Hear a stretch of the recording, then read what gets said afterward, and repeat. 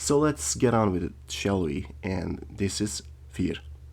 f.e.a.r is a first-person shooter psychological horror game series that started back in the day of 2005, and the engine and the game looks quite nice, though it has many problems.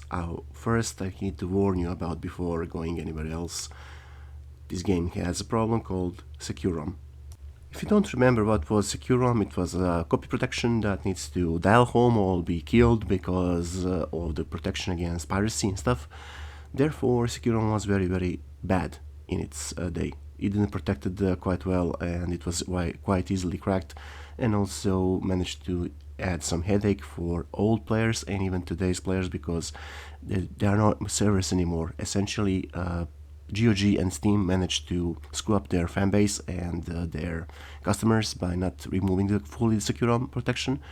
That's why in f.e.a.r you'll have to go with the first game only, and expansion packs will be, you know, will be forced to go around the secure ROM and go the old-fashioned way and ask 7Cs for a solution.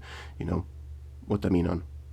Now, second warning is, this thing has a problem called input lag. This means because of the Jupyter EX engine that was also released in 2005, the game will run like shit on modern systems. Well, the FPS will start to decrease gradually because of the bad buffer and everything else. So you need to download a proper fix, get it into your system where you install the game, then you can actually play f.e.a.r 1. After you fix those two problems with the secure ROM and the input lag, well, then you can actually enjoy f.e.a.r. So for this topic, I managed to choose just f.e.a.r because the game canon breaks in the expansions, and expansions are considered to be non-canon. So either if you want the story to be directly continued, you have to go with f.e.a.r 2. Also be aware that f.e.a.r 2 has similar problems with secure ROM as the f.e.a.r 1. So guess what? Developers and publishers, actually developers left long ago, and publishers don't give a fuck about you as a customer. Keep that in mind. Back in the day, when you start f.e.a.r, basically the story starts with you being placed in the shoes of a f.e.a.r operative. First encounter assault recon, essentially that's what f.e.a.r means. This operative that you are commanding, it's possessing unnaturally fast reflexes, and your enemies are very hard to kill. You're gonna have to use a lot of those reflexes if you want to survive and do the missions properly. You can maximally carry 3 weapons, and you will actually start with the standard system with the SMG, pistol, and assault rifle. The story brings you in actually the main enemy, that is a clone army led by Mr. Paxton Fattle, and the shady corporation of Armacam that wants to keep its secret a secret by killing everybody else that is in their way, and managing to do a lot of nasty things.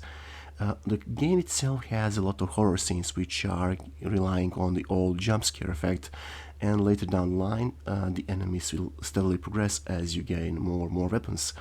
For example, of the weapons, you will get the needler gun, burst rifle that you'll be just tossing aside because it doesn't have enough ammo for it throughout the levels.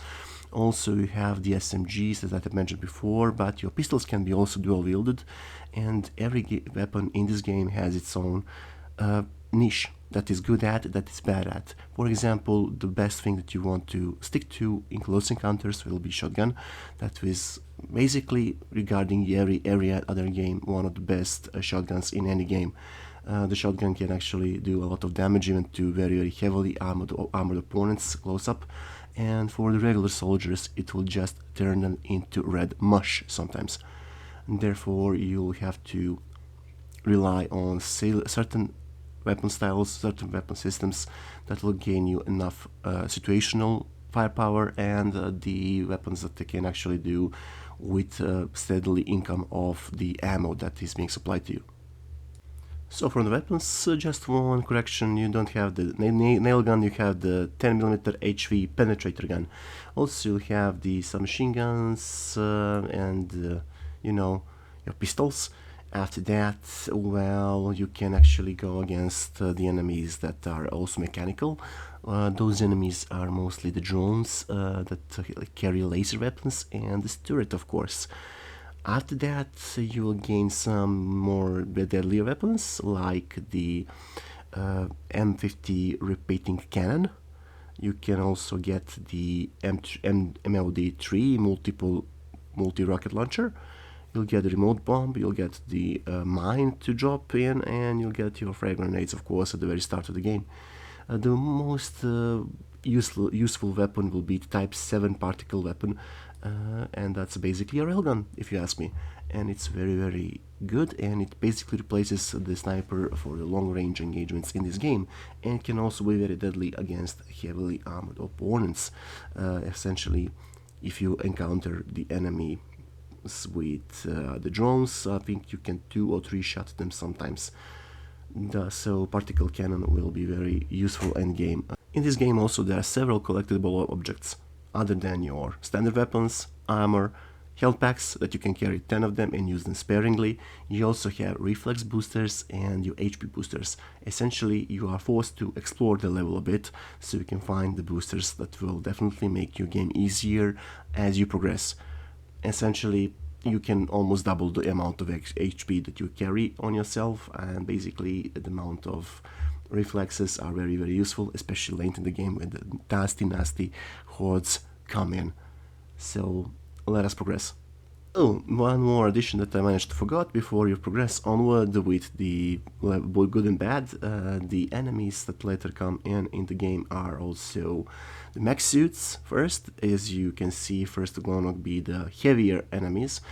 Then you're gonna have the mech suits against you, and after that you're gonna have the nasty ninja quote-unquote hybrids that will just go for the melee attacks, and they are bloody fast, and you need to use your reflexes to counter them. And on cherry on the cake, at the end of the game, basically you'll have to encounter the supernatural enemies, which are in the form of ghosts that you have to shoot. And I'm not gonna tell you about the backstory because I don't want to properly spoil you. You have to go and play the game yourself in order to, encounter and see what's in it. Yeah, if I'm not gonna spoil it all. Now the good stuff. The good stuff actually is this game has an awesome level and AI design combined. Essentially the AI is very good. The enemies, when they spot you, will try to actually flash you out. They'll try to flank you. And when I mean flash you out, one dude is gonna throw a grenade at your face, trying to lower your HP, while the other will try to storm it in. Also, the AI won't be almost consistent as that. You can hear them sometimes going to flash him out, or storm him, or to get him, and the other dude will just respond no way. And he's gonna sit there and camp and try to wait for you to go out and encounter them. When the enemy has options, they definitely use them. So if you are thinking of going gun-ho on them, you're gonna have a nasty experience. You have to sneak around them, you have to surprise them, you have to flush them out as well using grenades and stuff. But be aware you don't have constant supplies of grenades and heavy weapons. Therefore, your reflexes are gonna be the main stuff that's gonna keep you alive, and that will help you go through the levels. So until this point, only I think Alien Isolation managed to beat the level AI design on this game. Essentially, the AI and the level design are so good. Up to this day, this game is a standard of the AI, a proper AI for your FPSs. It makes Call of Duty AI look like a piece of shit because, of course, Call of Duty AI is a piece of shit. But the f.e.a.r game actually is unbeatable in that area. Unfortunately, as I heard, the successors of f.e.a.r 2 and onwards haven't managed to, keep up with the tradition of the good AI design. And that's a very a shame for this game franchise, because it was popularized the proper AI design in the whole gaming space.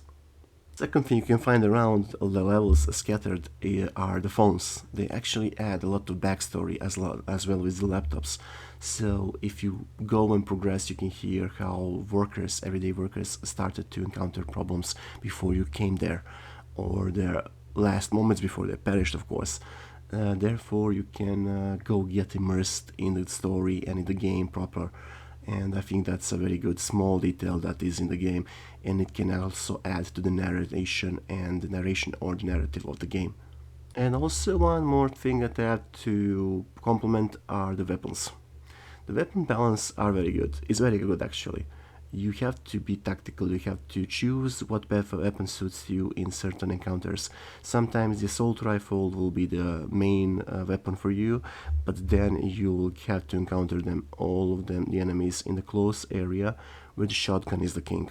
Also, environmental hazards like explosive barrels, your placements of mines, creating traps will definitely help you out on the long run, and you won't be forced to actually. I don't recommend that you throw your best weapons willy nilly, and you have to keep some of the good weapons or the OP weapons later down the line, especially for the close end encounters, because they will mean the easier passage throughout the level, or basically a horrendous slug through the level.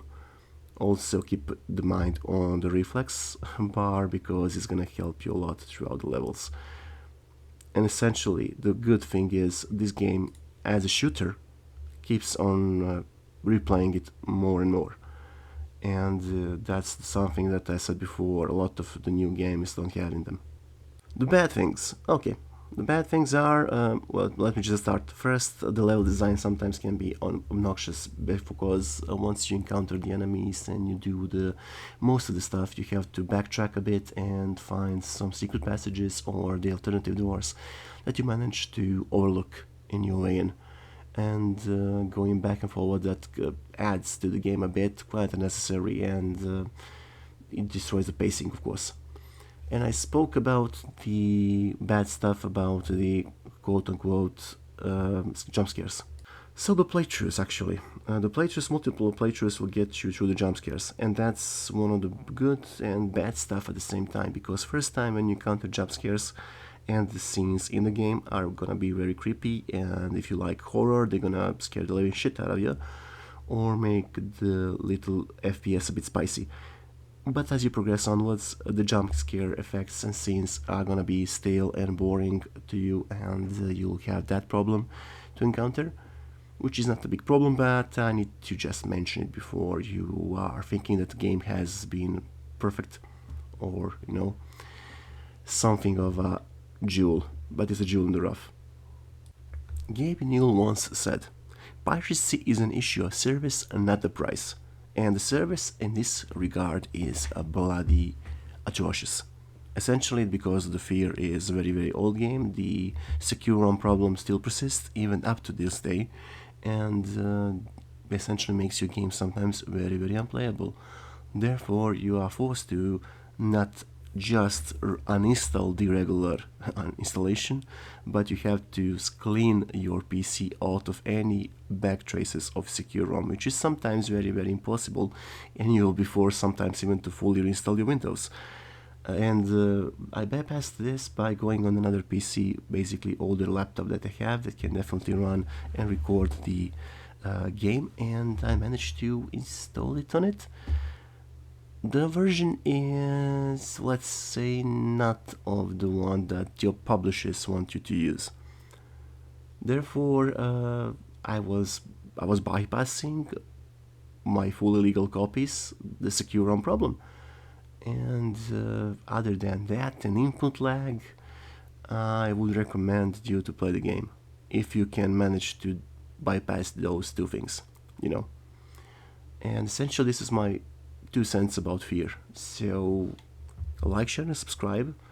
This is my second video, and I'm going through decently well, but also keep in mind that I'm just doing this from the first or the second take at most, and I'm not basically I'm doing the whole narration off my pants. Basically, I'm not going to most of the pre-plans. I have the basic script in front of me. That's it, and the basic editing, of course, because I don't have much time on my hands, and I don't plan to do 2 hours of editing, because those 2 hours are the maximum I have to play video games, of course, and do other things in life, because real life is very, very busy for me at the moment, and will remain that, I think, until next June. So keep stay safe, like, comment, share, and subscribe to help in the algorithm, and give me any advice that you think about the reviews that I'm doing at the moment. Or if you enjoy, just let me know in the comments down below. Until then, see ya.